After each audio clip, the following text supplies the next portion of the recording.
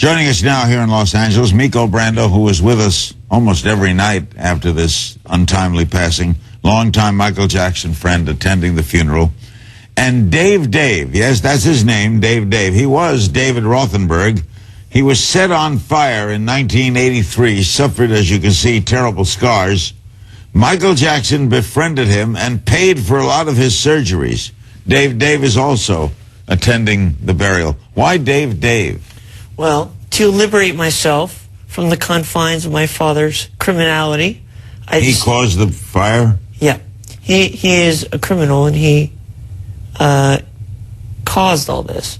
To free myself of his name and his legacy, I decided to become my own person through changing my name. We'll find out how Michael helped you, but Miko, is that a typical story of Michael helping people like this? Absolutely. When he would hear about stories of people in need or needed help, and when we watched the news together, he'd reach out to them, send them a basket, send them a note, get well, or whatever the incident would be, and he'd always reach out to people and help people. Even driving around town, he'd stop and help people. How did he find out about you, Dave? He heard about me, and he had contacted me and wanted to meet me. How old were you at the time? I was about 7 years old at the time. And were you in the hospital? I was not in the hospital at the time. I was in interim back and forth from surgery. And what did he do for you? Well, basically, he befriended me. He took me into his life, which is very rare for Michael to do.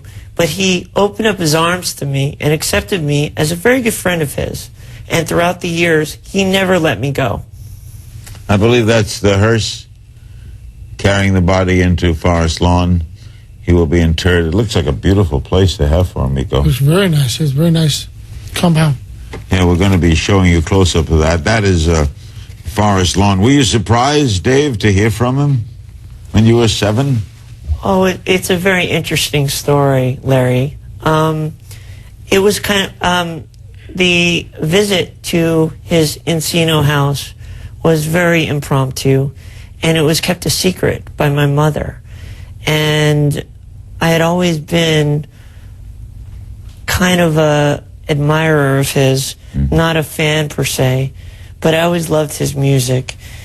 And my mother surprised me one day and brought me up to Neverland. And I entered an arcade, and there were all these Paul McCartney records all over this, The Girl Is Mine, and, this and that. And I remember sitting down, and at the time, my favorite video game was Pole Position. And I was playing Pole Position, and I felt a little tap on my shoulder, and I turned around, and there was Michael. And you know what, Larry? What?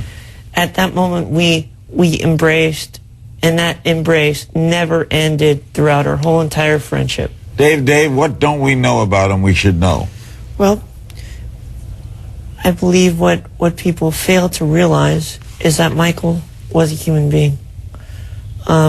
Throughout the years, I think he was kind of stigmatized by the media, and I believe that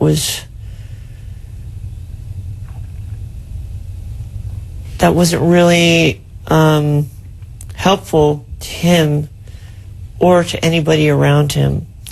I believe that Michael was a great person. He has never hurt a soul, and I am happy to have been his friend for all these years and been a dedicated friend. Miko, how do you explain what Michael did for Dave?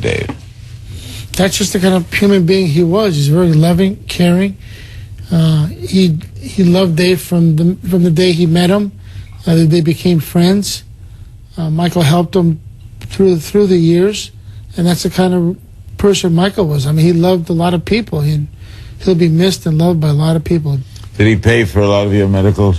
Actually, he did not pay for my medical. My mother had great insurance at the time. So what did he do? Michael offered a lot of emotional support for me. He was there for me whenever I needed to talk to him. He opened up Neverland to me as a means to get away. metaphorically, he was almost like a father that I never had. Huh. Well said.